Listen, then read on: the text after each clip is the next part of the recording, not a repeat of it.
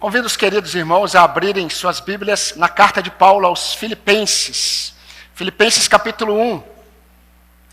Vamos ler apenas os versículos 1 e 2 e vamos apenas pensar na primeira parte do versículo 1. Filipenses capítulo 1.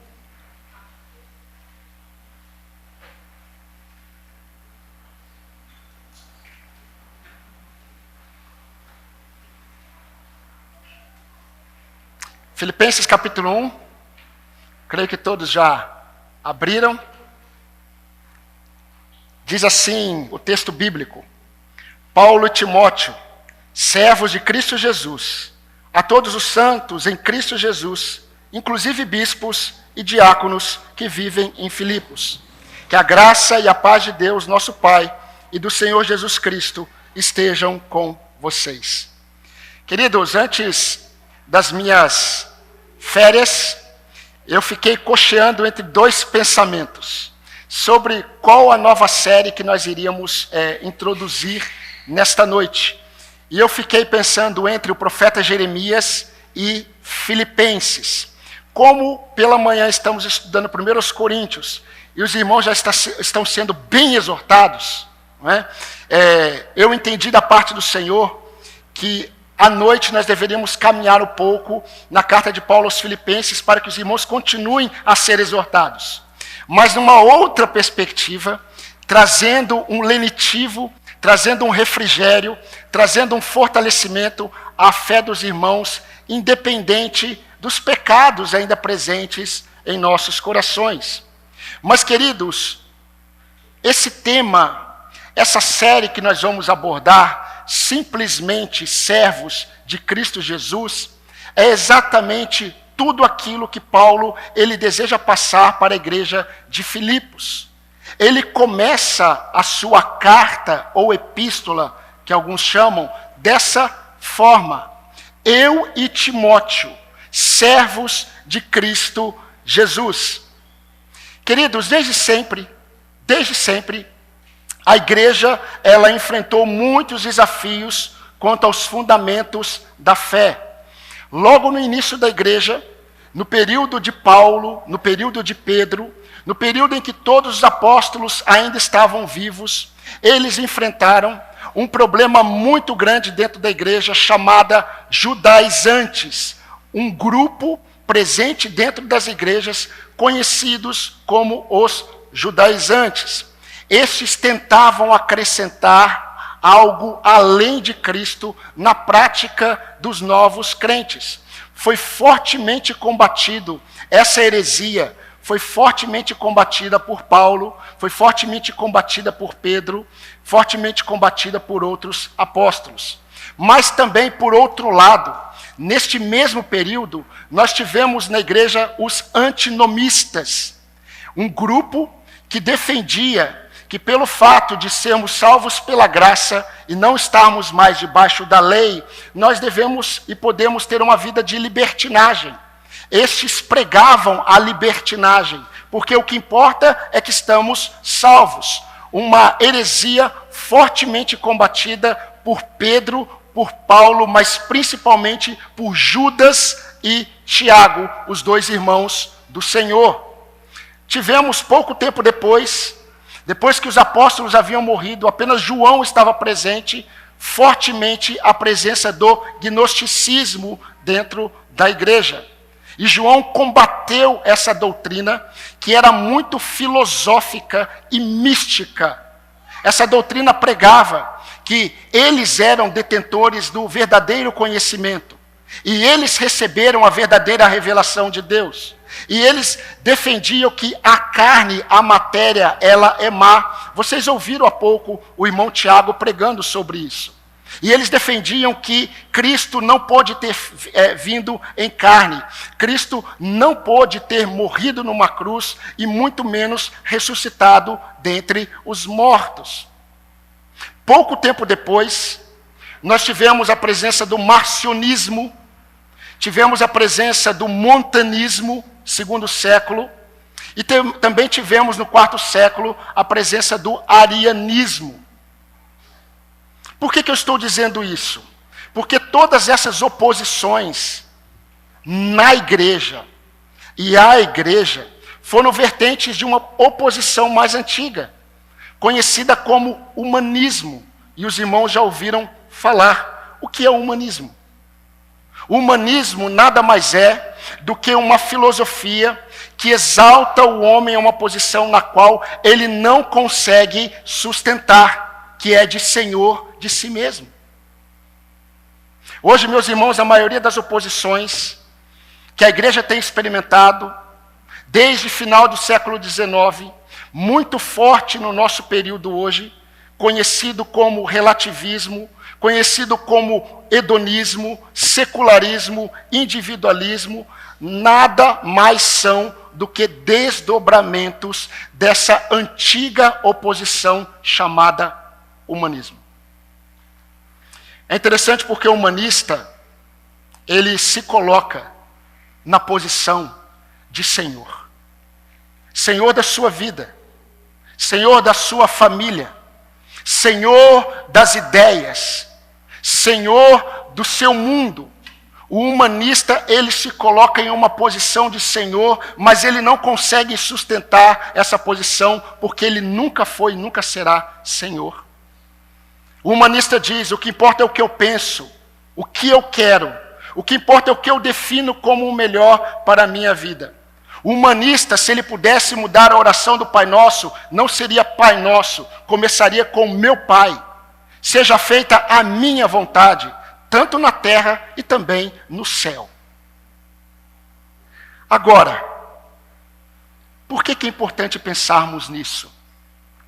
Porque isso, queridos, está tão perto de nós, que nós precisamos nos atentar àquilo que Paulo disse à igreja de Corinto.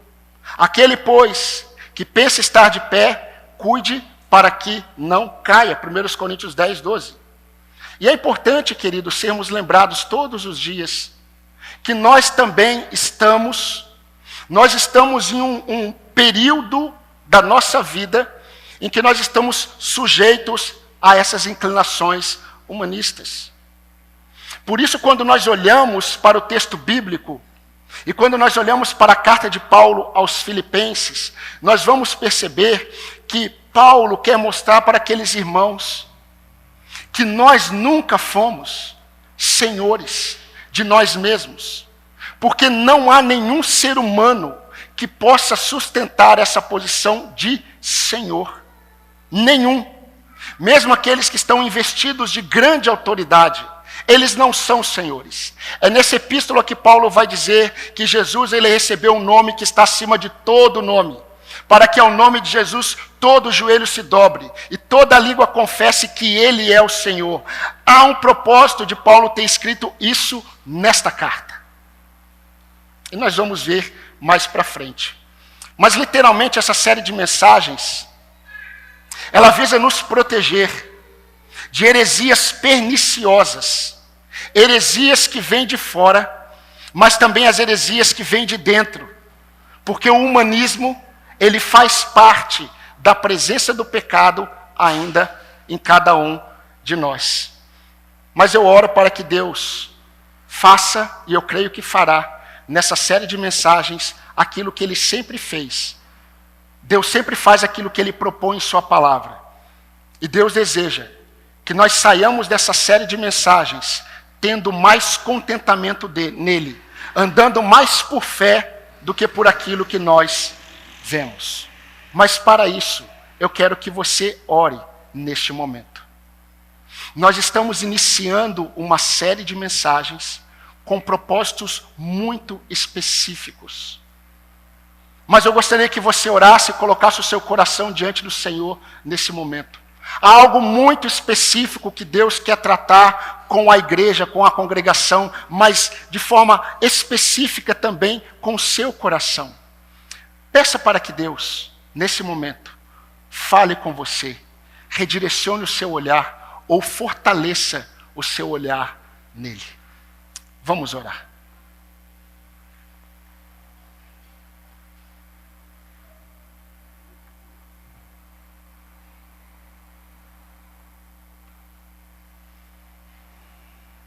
Senhor, vamos observar agora, Deus, nesta noite, vamos introduzir este livro, e eu glorifico o teu nome por tudo aquilo que o Senhor já fez na história da tua igreja, por meio desta palavra, da carta de Paulo aos Filipenses.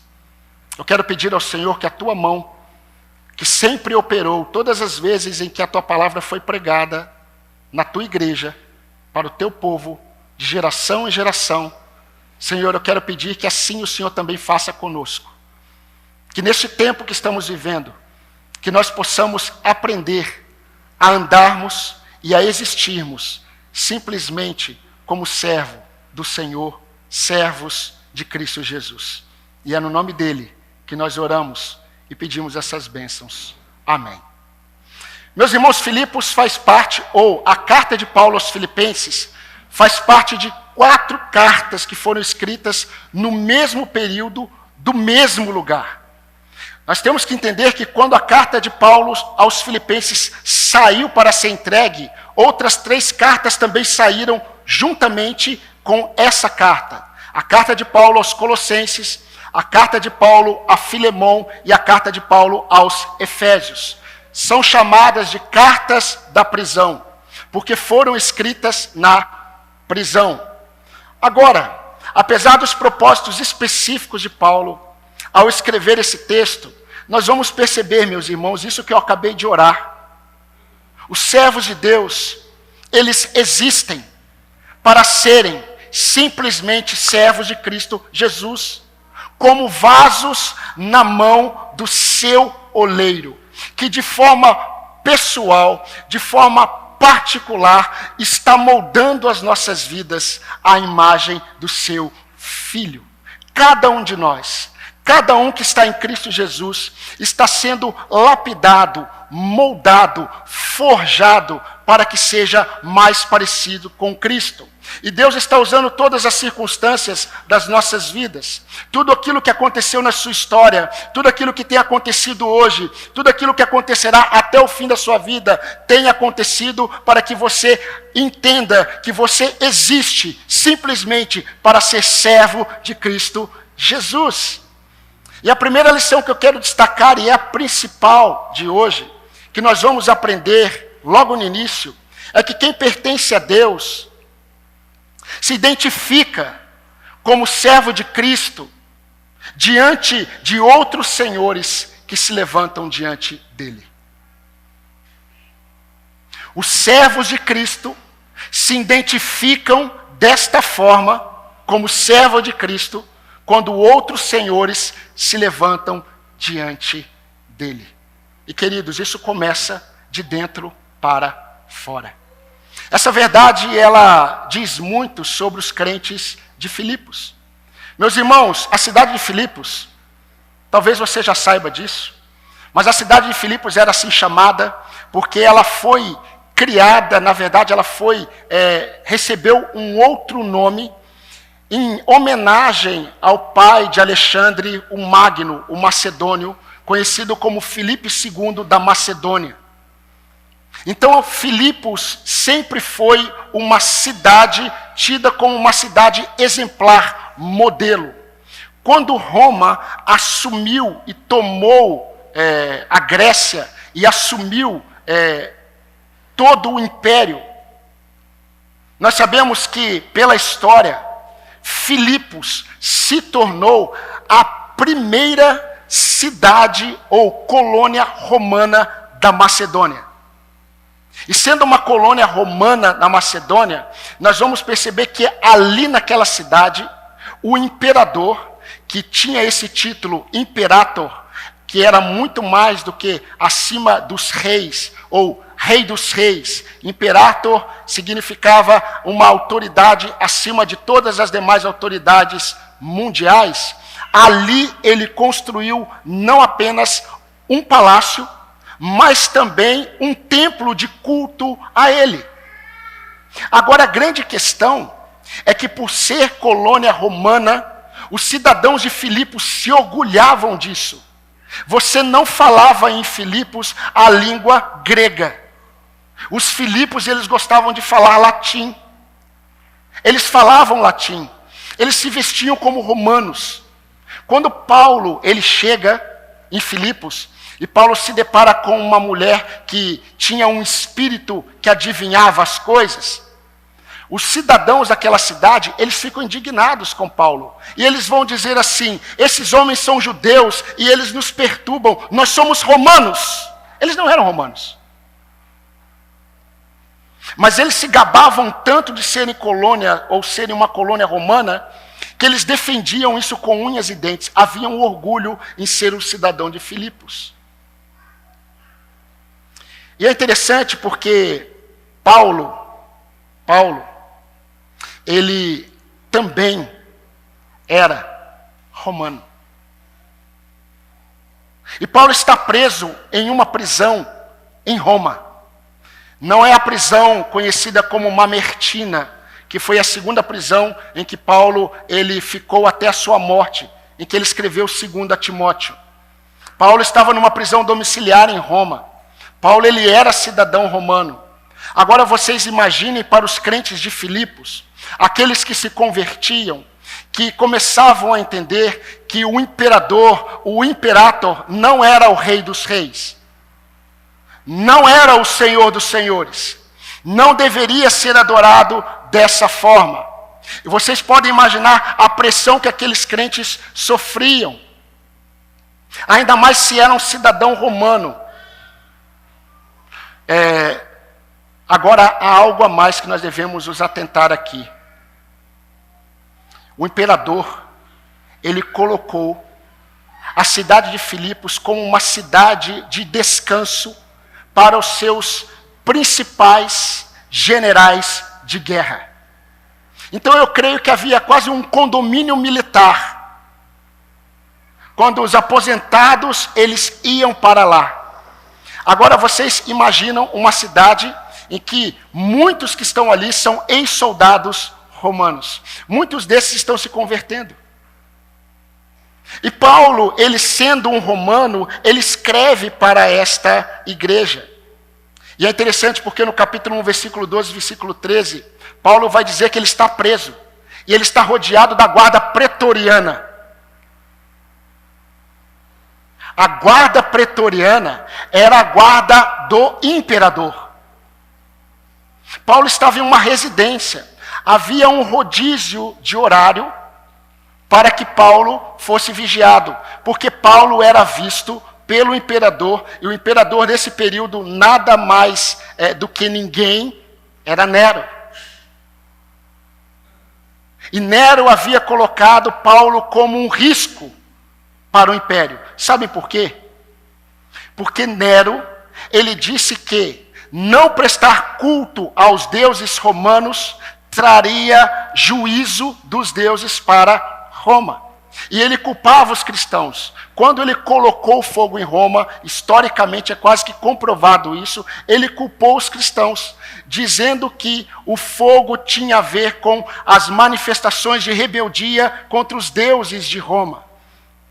Paulo estava preso na sua primeira prisão domiciliar em Roma, rodeado por soldados, não soldados comuns, mas pela guarda pretoriana. Ele vai dizer isso. Paulo escreve dessa prisão, e Paulo diz assim, porque ele escreve, eu creio que, os comentaristas também acreditam, que a segunda carta que foi escrita foi aos Efésios. A última carta foi a Filemão. Provavelmente os Filipenses e Colossenses foi a primeira ou a terceira. Mas quando Paulo escreve a segunda carta aos Efésios, ele escreve assim, no capítulo 4, versículo 1. Rogo-vos, pois eu, prisioneiro do Senhor. Prisioneiro do Senhor. Paulo escreve tendo ao redor dele soldados pretorianos. Ele não é um prisioneiro qualquer, ele é um prisioneiro de Roma. Mas Paulo escreve para a igreja dizendo o seguinte: eu sou prisioneiro do Senhor. Paulo e Timóteo, servos de Cristo Jesus. Queridos, por que introduzir dessa forma? Eu fico pensando quando eu leio os textos bíblicos, o porquê de algumas coisas. Por que introduzir essa carta desta forma? Paulo e Timóteo, servos de Cristo Jesus. Eu creio que ele está abrindo uma porta para o ambiente que ele quer que aqueles crentes eles estejam. Queridos, Paulo tem um carinho muito grande por esta igreja, muito grande. Há alguns motivos, há algumas razões. Esta igreja foi a primeira igreja em solo europeu. A primeira igreja em solo europeu foi a igreja de Filipos, aos filipenses. E no capítulo 1, versículo 7, você pode me acompanhar na sua Bíblia. Veja o que Paulo diz.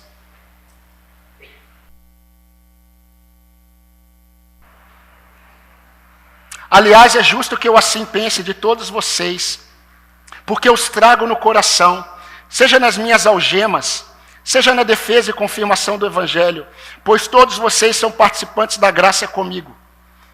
Essa igreja demonstrava um carinho, um amor muito grande por Paulo. E Paulo demonstrava um amor muito grande por esta igreja. Mas também há um outro motivo. Nenhuma outra igreja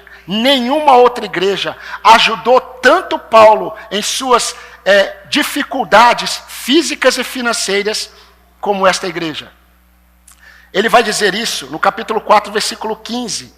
Olha o que ele diz. E como vocês, filipenses, sabem muito bem, no início da pregação do Evangelho, quando eu parti da Macedônia, nenhuma igreja se associou comigo nesta questão de dar e receber, exceto vocês somente. Eu vinha conversando com o irmão, e nós estávamos falando sobre algumas realidades do ministério, e eu estava comentando com ele, é interessante, não é? Tudo que Paulo fez pela igreja, a igreja de Corinto nunca o ajudou financeiramente. Nunca. E ele escreve aos Coríntios dizendo assim, eu não vou abrir mão da glória de não depender de vocês, eu não vou depender de vocês, porque vai ser pesado para vocês. Mas quando ele escreve aos Filipenses, ele diz assim, nenhuma outra igreja foi tão solícita nessa questão de dar e receber, quanto somente vocês. Como somente vocês.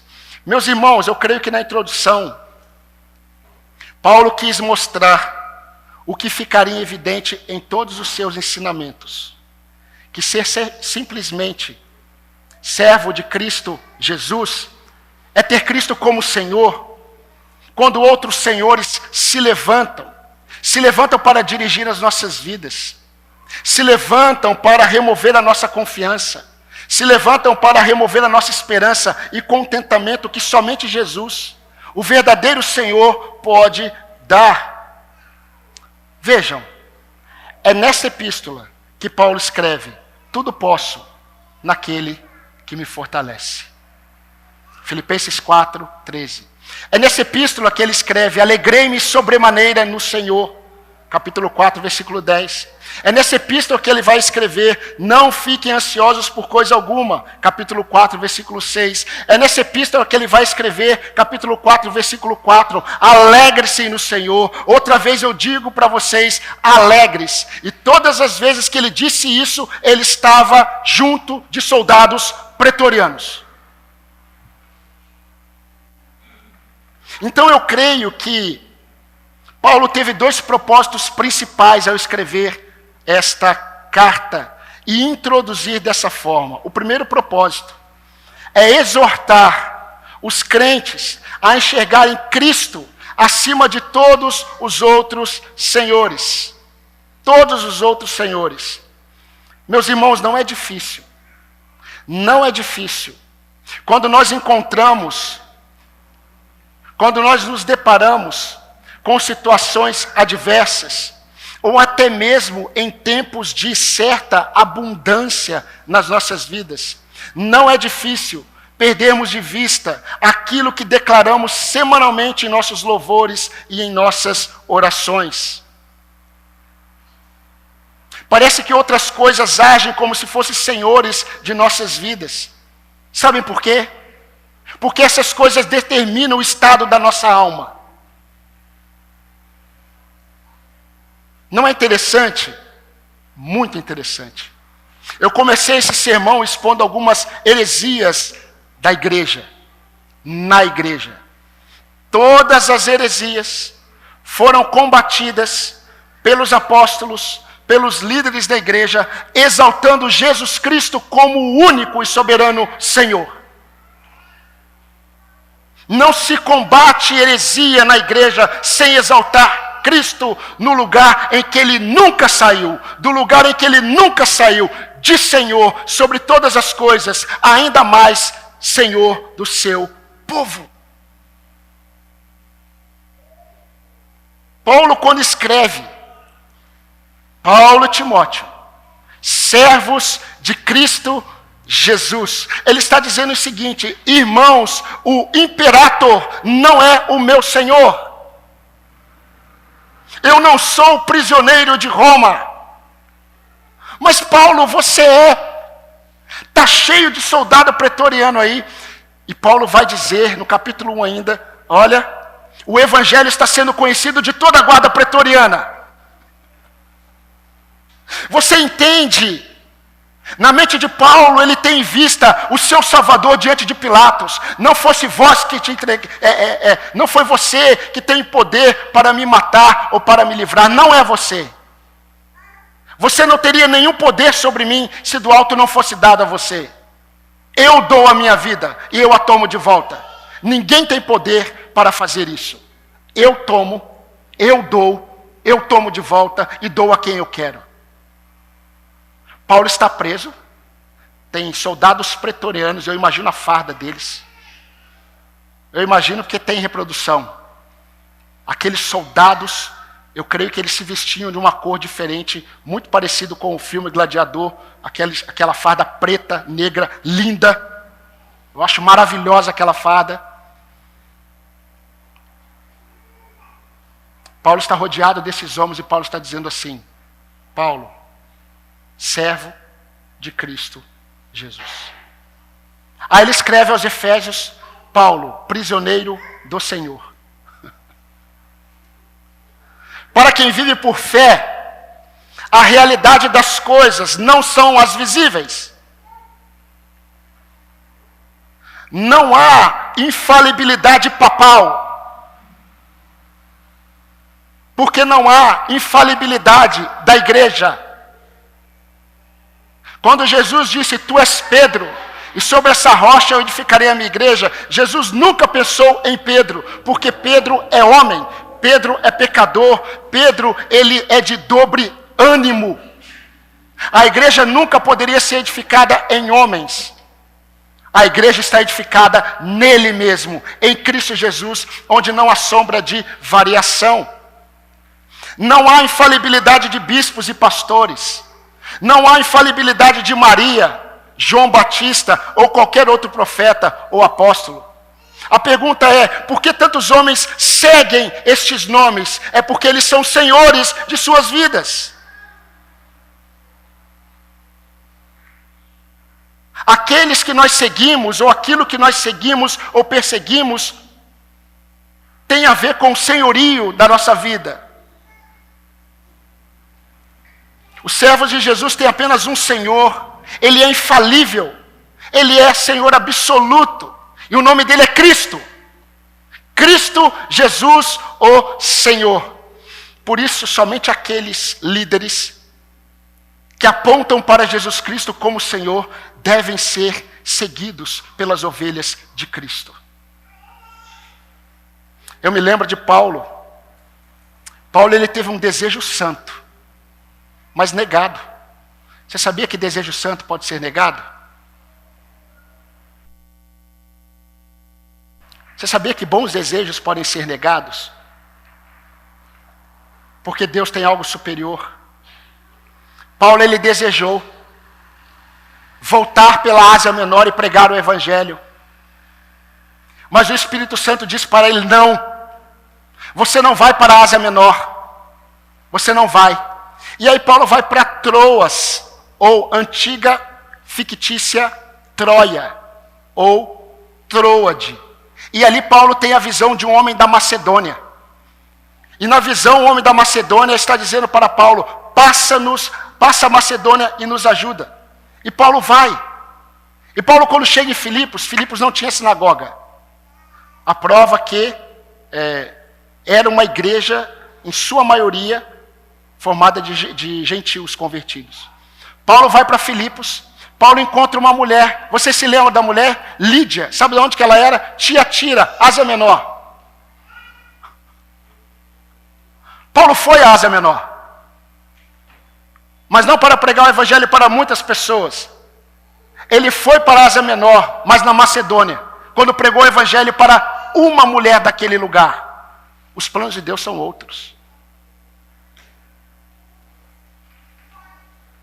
Deixa eu dizer uma coisa para você, meu querido irmão que está aqui. Seu projeto pessoal não pode ser o seu Senhor. Sabe por quê? Porque Ele não é. Você não pode perseguir os seus sonhos como se os seus sonhos fossem os senhores da sua vida. Você não pode perseguir o seu projeto, o seu plano de carreira como se ele fosse o senhor da sua vida, porque ele não é. Se você é servo de Cristo, porque se você não for, faz todo sentido você ser o senhor da sua vida. Mas se você é servo de Cristo, seus planos quanto ao próximo passo precisam ser entregues ao senhorio de Jesus. Ele deve ser reconhecido em cada passo que você der. Não basta apresentar os seus planos para Deus. É preciso pedir para o Senhor dirigir os seus passos. Porque Ele é o Senhor. Não é você.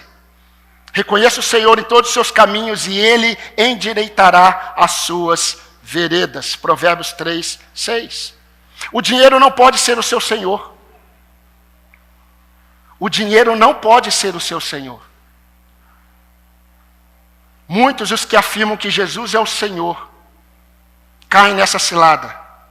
Quantos jovens, eu disse pela manhã, quantos jovens, mas também quantos adultos, mas principalmente jovens, estão seduzidos, dominados pelo desejo de trabalharem o mínimo possível e terem o máximo possível, o mais rápido possível. Cuidado com Mamon. Mamon é sincretista. Ele não se preocupa. Ele diz para você, você pode adorar o seu Deus, como o faraó falou para Moisés, você pode adorar o seu Deus, mas me sirva, me busque. Só que o verdadeiro Senhor Jesus Cristo diz assim, ninguém pode servir a dois senhores. Ele vai agradar um e vai desagradar o outro. Ou ele serve a um, ou serve a outro. É impossível servir a Deus e a Mamon, ou às riquezas.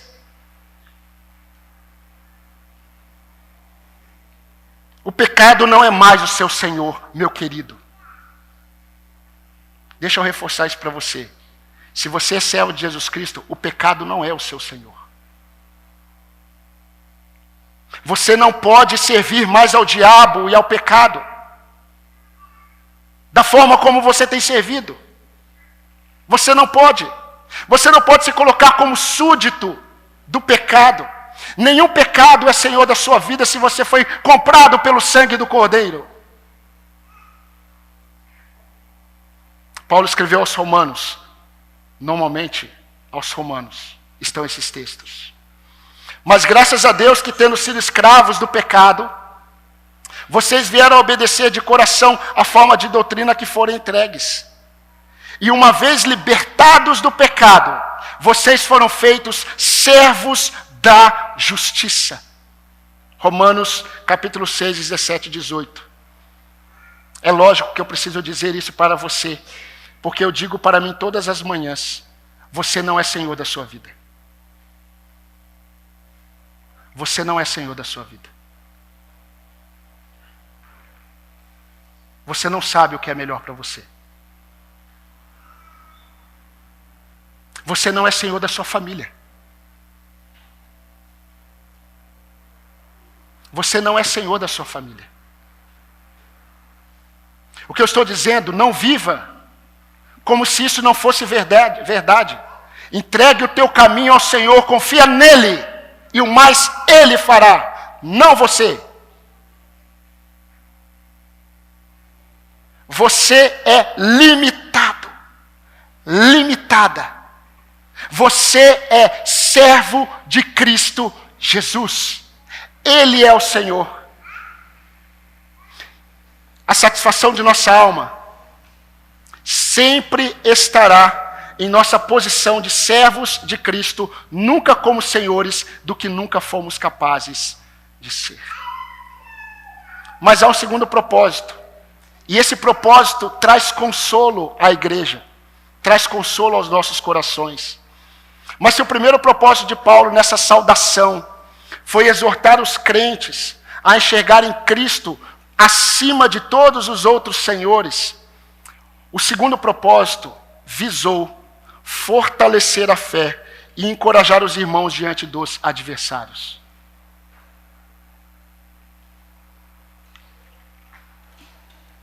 Meus irmãos, os servos de Cristo precisam lidar diariamente com os seus adversários na perspectiva de que Cristo é o Senhor. Eu vou explicar isso para os irmãos. Os adversários são reais. Os adversários são reais.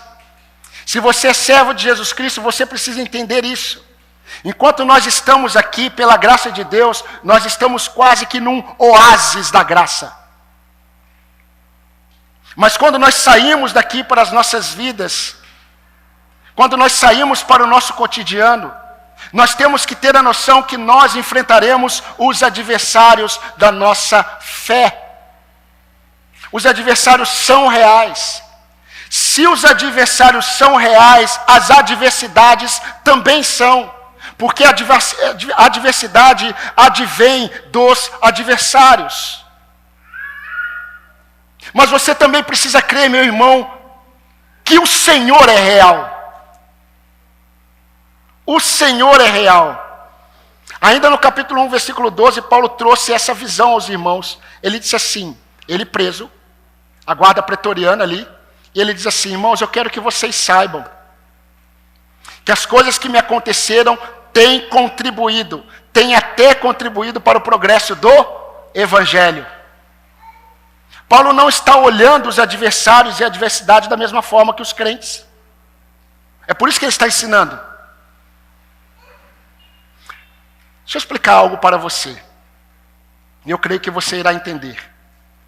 A primeira vez que a palavra Satã aparece na Bíblia, ela não aparece para descrever o opositor espiritual de Deus. Davi foi o primeiro homem a ser chamado por Satã, pelos filisteus. Satã é uma palavra hebraica. 1 Samuel 29:4, os filisteus disseram assim: porém os comandantes dos filhos dos filisteus se indignaram contra Aques e lhe disseram: mande este homem embora. Este homem quem? Davi. Mande este homem embora, para que ele volte ao lugar que você lhe designou. Ele não deve entrar conosco na batalha, para que não se torne o nosso Satã no combate.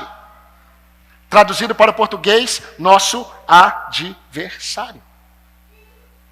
E eu acho interessante porque as passagens bíblicas do Antigo Testamento, que falam de Satanás como ser pessoal, são poucas. Não significa que ele não seja. Mas ele só é Satanás porque ele é adversário. É interessante. Satã é todo adversário. Por isso que o diabo é chamado de Satanás, porque ele é adversário do povo de Deus. O que eu quero dizer é que tudo aquilo, ou todo aquele que se levanta como adversário de Deus, ou adversário do seu povo, é um Satã.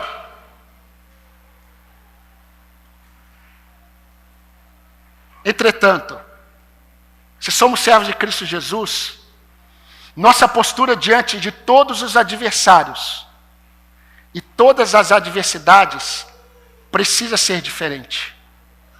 A nossa postura diante de todos os adversários e todas as adversidades precisa ser a daqueles que creem, confiam, reagem como servos do único Senhor. Eu vou ler 2 versículos para vocês, em Filipenses. Filipenses 1, 27 e 29. Você pode acompanhar na sua Bíblia, se você quiser. Acima de tudo, Vivam de modo digno do evangelho de Cristo, para que eu indo até aí, para vê-los, ou estando ausente, eu ouça a respeito de vocês, que estão firmes em um só espírito, como uma só alma, lutando juntos pela fé do evangelho, ou seja, com a fé fortalecida, e que em nada se sentem intimidados pelos adversários, ou seja, que vocês estejam encorajados diante dos adversários. Pois o que para eles é prova evidente de perdição, para os adversários, para vocês é sinal de salvação. Sabe o que ele está dizendo? O que para os adversários é sinal evidente de perdição, ou seja, matar vocês, para vocês é sinal evidente de salvação, isso da parte de Deus, porque vocês receberam a graça de sofrer por Cristo e não somente de crer nele.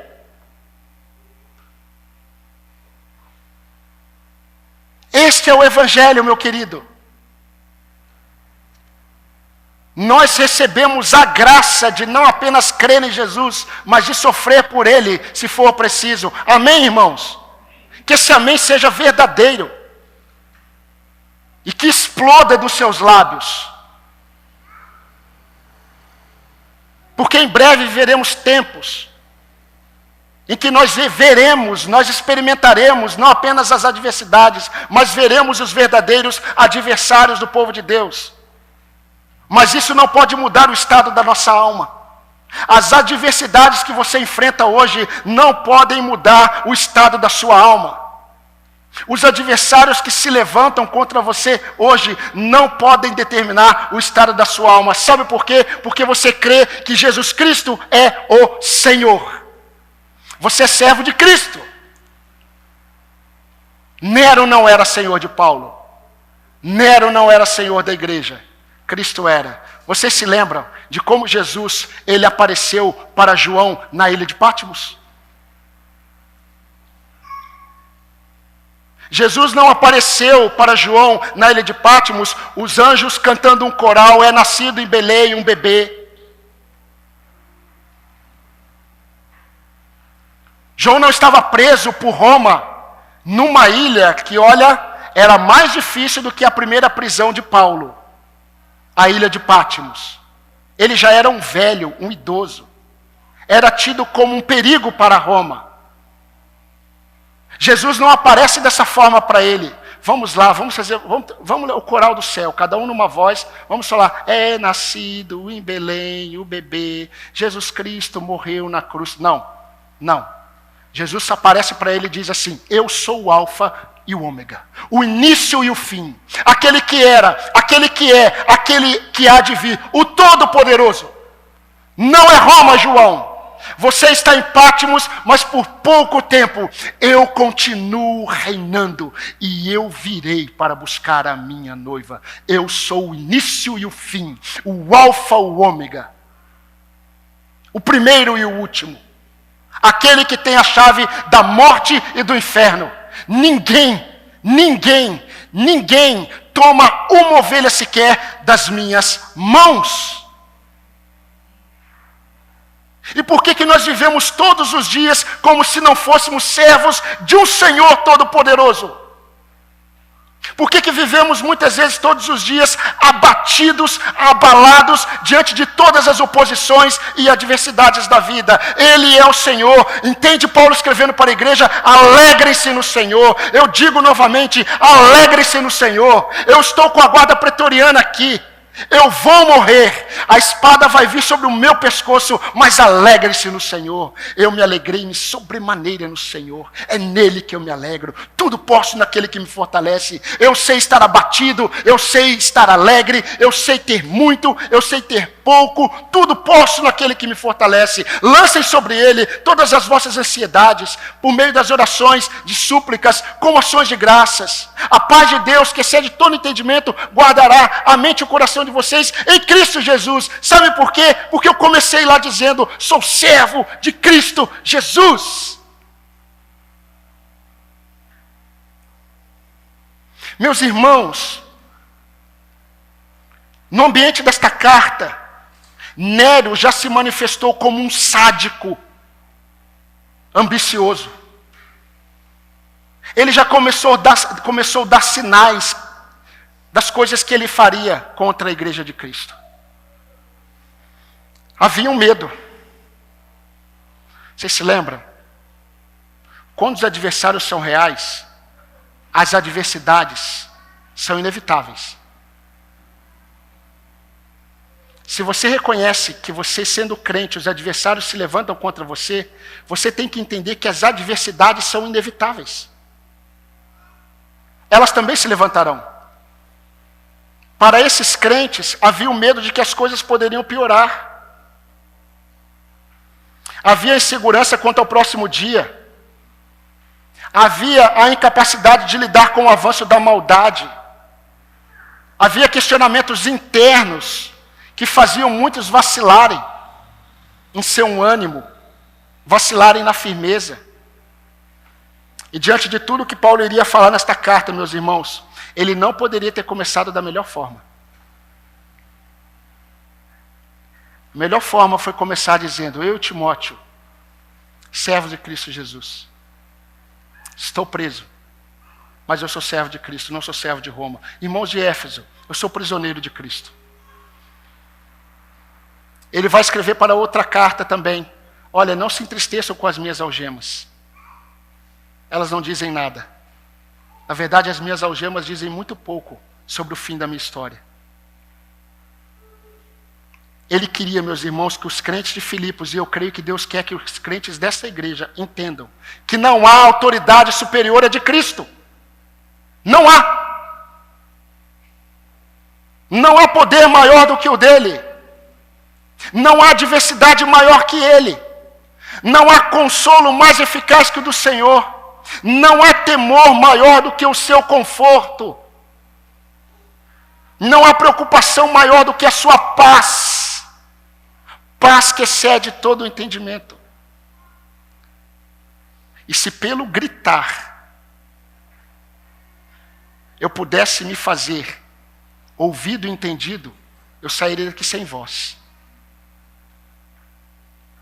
Mas não é pelo tom da minha voz. É pela submissão à verdade do Senhor. Por que está abatida a sua alma, se Jesus Cristo é o seu Senhor? Espera em Deus. Meus irmãos, caminhando para o fim, nós estamos diante de um homem que se identifica como servo de Cristo. Está preso de forma injusta por um homem sádico, louco, soberbo, que tem todo o poder humano nas mãos dele. E Paulo está debaixo do jugo deste homem. Paulo está debaixo do jugo desse império. E Paulo foi capaz de escrever aos crentes de Filipos: alegrem-se. Alegrem-se. Alegre-se no Senhor. Não é para sair todo mundo igual um louco, rindo para todo lado. Se você está passando por adversidade e loucura, é o contentamento da alma. É aquele contentamento que não rouba a sua paz. Não rouba a minha paz. Porque está abatida a minha alma. Então, meu querido, não há desânimo, não há temor, não há adversários, não há adversidades que possam remover a paz e a alegria que Cristo dá àqueles que vivem nele. Agora, uma observação. Eu não poderia deixar de fazê-la. Há somente uma realidade, apenas uma realidade, que pode roubar a sua alegria. E nada tem a ver com um conflito mundial. Nada tem a ver com a bolsa de valores. Nada tem a ver com seu emprego ou desemprego. Nada tem a ver com as lutas que você enfrentar. Há apenas uma coisa que remove a sua alegria e a sua paz, se você é de Cristo, e se chama permanência no pecado. A permanência no pecado de um crente define a alma.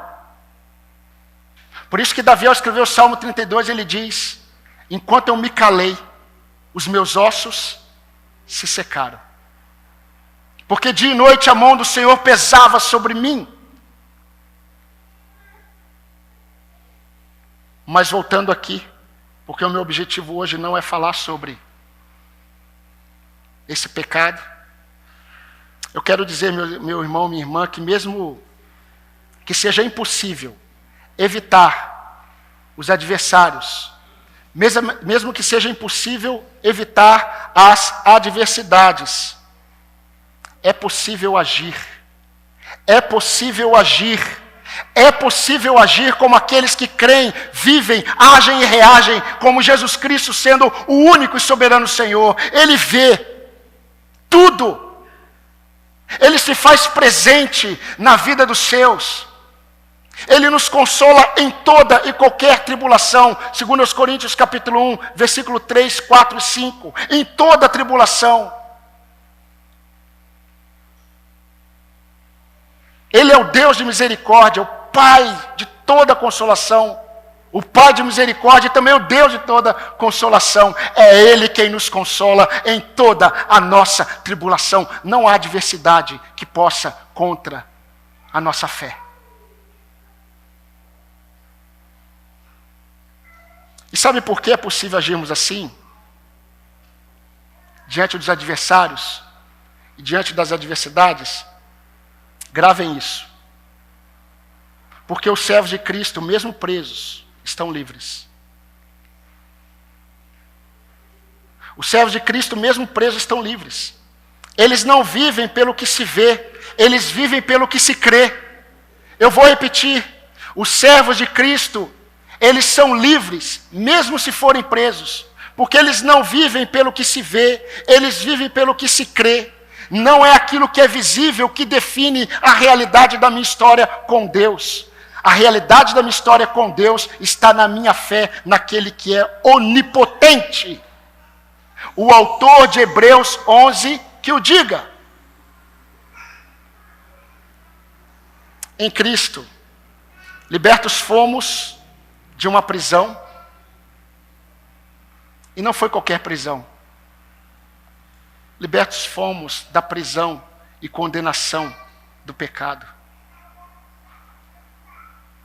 E eu quero afirmar, e que Deus me ajude a viver isso, que mesmo que o nosso mundo se acabe, mesmo que o sol não brilhe mais, no final das contas, Ele será meu. E eu dele.